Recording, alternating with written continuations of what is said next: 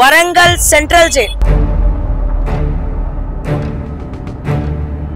దాదాపుగా 135 సంవత్సరాల చరిత్ర ఉన్నటువంటి నిజాం కాలం నాటి కారాగారం. ఉద్యమ స్ఫూర్తి ఉన్నటువంటి ఛానల్లో నిజాన్ని నిగ్గు తేల్చే విధంగా చూపెట్టే ఛానల్ చూపించాలన్న ఉద్దేశంతో ఈరోజు మనం ఇక్కడికి వచ్చినాం. ప్రపంచ దేశంలో ఒక సెంట్రల్ జైలు కుదబెట్టిన చరిత్ర మొట్టమొదటిసారి తెలంగాణలో.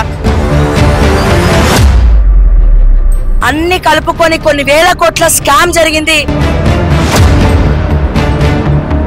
ఎప్పుడైతే ఒక ప్రెస్ వచ్చినాక గేట్లు తాళాలు వేయబడ్డాయో అక్కడ దొంగల లోపల పరిపాలిస్తున్నారని అర్థం. కాళేశ్వరం కూడా రింగ Warangal is the hub of revolutionary. Warangal is the hub of education. Warangal is the hub of medical. KTR jail కుదబెట్టి పైసలు ఏం చేసినావు? ఇవన్నిటికి సమాధానం రేవంత్ రెడ్డి గారు చెప్తారా? ఆయన కూడా సెటిల్ చేసుకుండా ఆర్ఎన్బికి సంబంధించినటువంటి ఈఎన్సీ గణపతి రెడ్డి ఎవరైతే ఉన్నారో అతను హుటాహుటిన రాజీనామా చేయడం కొత్త అనుమానాలకు దారితీస్తుందనే మనం చెప్పుకోవాలి. 11 సీట్లు బీఆర్ఎస్ ఏడిపోయినాయి. 2 ఎంపీలు ఓడిపోయిన only because of central jail ఉత్తర తెలంగాణలో బయటికి తీసి పెట్టింది పక్క జడ్సన్. ఏ తీర్మానం మళ్ళీ ఇంకా ఏ తీసుక కొట్టంగాడో ఆది రోజు స్కామ్ బయట పెట్టింది. బూతులు తిట్టి క్వశ్చన్ చేసినటువంటి వ్యక్తి ఇప్పుడు ముఖ్యమంత్రి అవ్వగానే వరంగల్ వచ్చిండు గాని వరంగల్ సెంట్రల్ జైలు గురించి మాట్లాడకుండా ఈ లోపల కూడా వచ్చి టిమ్స్ హాస్పిటల్ మెడికల్ హాస్పిటల్ పోయిండు కానీ ఇక్కడికి ఇన్స్పెక్షన్ కి రాలేదు. వరంగల్ పట్టణాన్ని ముఖ్యంగా మెడికల్ యాజమాన్యం హాస్పిటల్ ప్రారంభించడాన్ని మనస్ఫూర్తిగా అభినందిస్తున్నా. ట్యూబ్ అని ట్యూబులు పట్టుకొని గొట్టాల మీద పట్టుకోవడం కాదు. నీతి నిజాయితీగా పనిచేసేటోళ్ళం, దమ్మున్నోళ్ళం, తప్పు చేసే దుమ్ము కూడా దులిపేటోళ్ళం మా యూట్యూబ్ వాళ్ళం. కడియం శ్రీహరి అన్న మాట్లాడాలి కాదు. సరే ఎవరు మాట్లాడినా ఈ రోజు వాళ్ళంతా దొంగలు, వాళ్ళ క్యారెక్టర్ లేనోడు. బిడ్డది బీఆర్ఎస్ లో బీఫామ్ ఇప్పించి పైసలు ఎత్తుకొని బీఫామ్ కాంగ్రెస్ లో వచ్చిన వాళ్ళకు వీళ్ళు నిలబెట్టుకున్న వాళ్ళు వీళ్ళకి సిగ్గు లేదు, వాళ్ళకి సిగ్గు లేదు. అసొంటి గురించి కాదు. నువ్వు ఎంజీఎం హాస్పిటల్కి ఎందుకు పోలేదు? 12 మంది ఎమ్మెల్యేలు 2 ఎంపీలు ఎందుకు అడగలేదు మీరు? ఇక్కడ ఉన్న ఎమ్మెల్సీలు ఎందుకు అడగలేదు మీరు? గాజులు కానీ పబ్లిక్ ఓట్లేసినా ఎందుకోసం మీకు ఓట్లేసారు? ఈ స్కామ్ నేను బయటకు తీస్తే ఒక్క రోజు కూడా మీరు మాట్లాడలేరు. ఏది చేంజ్ కాలేదు. దొంగలు మారింది. ఏ దొంగలు మారిందంటే ఏది మన దండుపాలెం గ్యాంగ్ పోయింది. ఈ రోజు ప్లేడ్ బ్యాప్జీ వచ్చిండు. రేవంత్ రెడ్డి గారు ఎందుకు తాళాలు ఇప్పిస్తున్నారు? ఎందుకు లోపల పోనిస్తలేరు? బీఆర్ఎస్ 2.0నా? Welcome to okay TV. నేను మిస్ శ్రావ్య. నేను ప్రస్తుతం వరంగల్ జైల్ మెయిన్ ఎంట్రన్స్ దగ్గర ఉన్నా.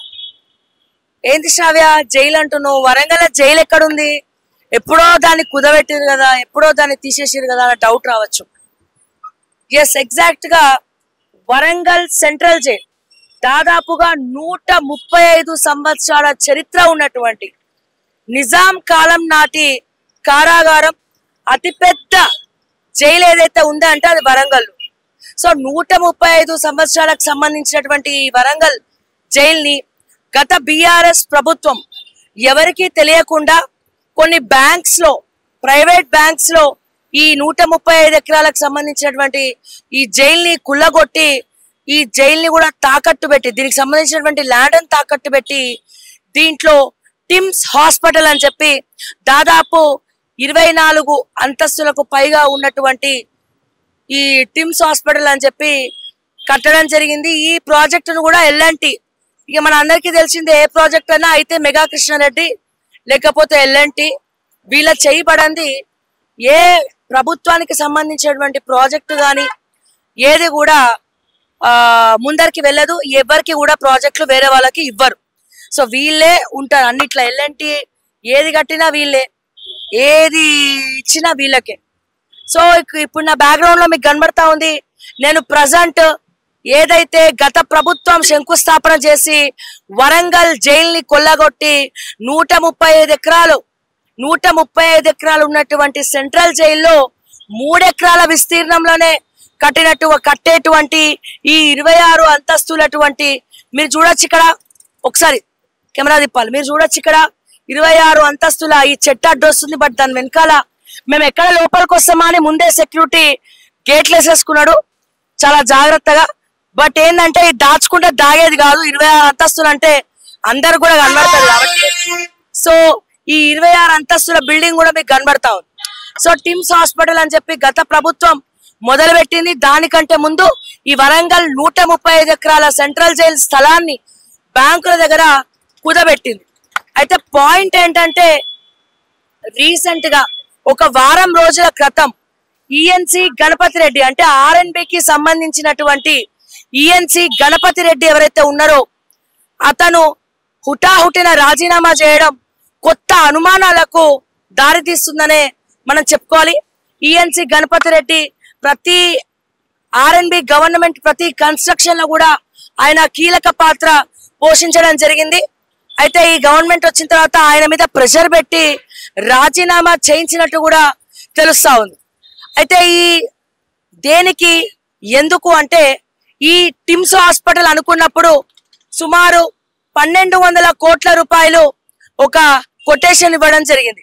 కానీ హాస్పిటల్ మొదలు పెట్టిన తర్వాత కాదు 1200 కోట్లు సరిపోవు, ఇది కట్టాలంటే 1720 కోట్లు కావాలి అని చెప్పి అమాంతంగా ప్రజలకి గాని గవర్నమెంట్ వెబ్సైట్లలో గాని ఏమి కూడా ఎక్కడ కూడా చెప్పకుండా చాలా సీక్రెట్ గా దీని అమౌంట్ గాని కొటేషన్ గాని పెంచడం జరిగింది.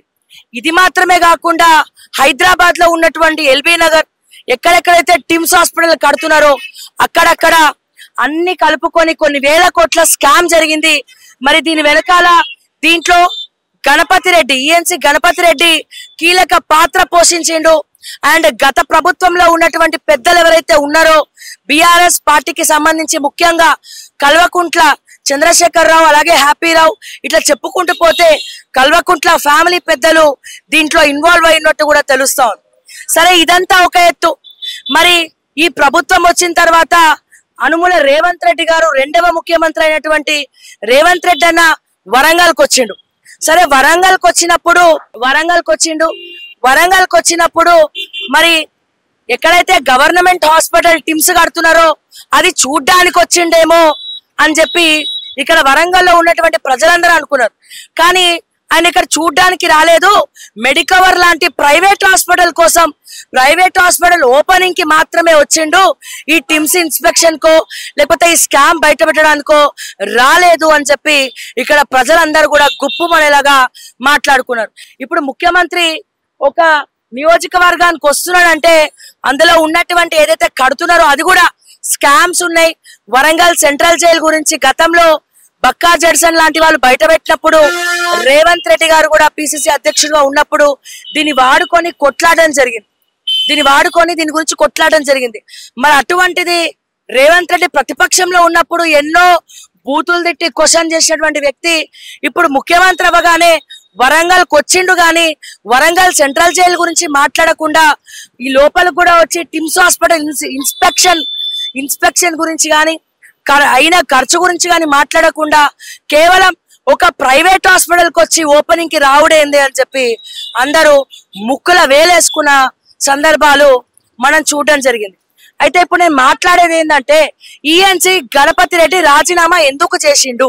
సర్వీస్ ఉండంగా కూడా ఆయన రిటైర్మెంట్ ఇంకా కాలే, టైం దగ్గర పడలే, ఇంకా చాలా పీరియడ్ ఉంది, ఇంకా కొన్ని రోజులు కొన్ని నెలలు వ్యవధి ఉంది.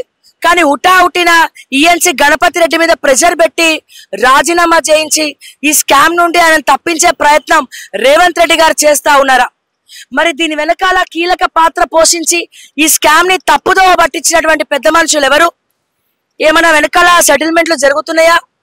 అండ్ అదే రకంగా వరంగల్ జైలు 135 సంవత్సరాల సంగతి జైలు కుదబెట్టడం జరిగింది. కుదబెట్టి కొన్ని వేల కోట్ల రూపాయలు దోచుకోవడం జరిగింది. మరి దేని ఖర్చు పెట్టిందో ఇప్పటికీ ఈ ప్రభుత్వం కూడా లెక్కలు బయట పెట్టలేదు. అండ్ లెక్కలు బయట పెట్టకపోగా 135 ఎకరాలు ఉన్నటువంటి ఈ ల్యాండ్ ఓన్లీ 3-4 ఎకరాలనే హాస్పిటల్ ఎట్లా కట్టిండ్రు? మిగతా ల్యాండ్ ఏమైంది? మిగతా భూమి మొత్తం కూడా ఏం చేసిండ్రు?